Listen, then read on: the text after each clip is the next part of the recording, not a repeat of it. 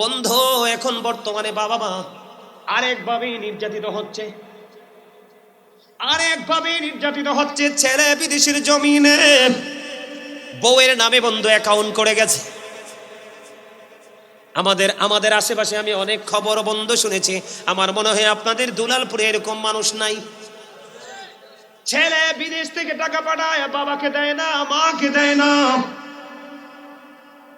বউ বলে আমার ওই দিকে ঋণ আছে, ওই দিকে ঋণ আছে। আসলে আদতে কোনো ঋণ নেই। ও বন্ধু, এই টাকাগুলো বাংলা ভাষায়, আঞ্চলিক ভাষায়, গ্রাম্য ভাষায় এটাকে বলা হয় জোলা। কথা বলেন না কেন? টাকাগুলো ট্রান্সফার করে দিচ্ছে বাবার বাড়িতে। এদিক দিয়ে মা কষ্ট পায়, বাবা কষ্ট পায়। অনেক পুরুষ আছে শ্বশুর বাড়িতে বিল্ডিং পর্যন্ত তুলে দিয়েছে।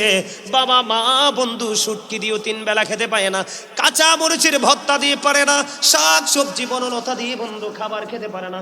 এমন সন্তান আছে না নাই?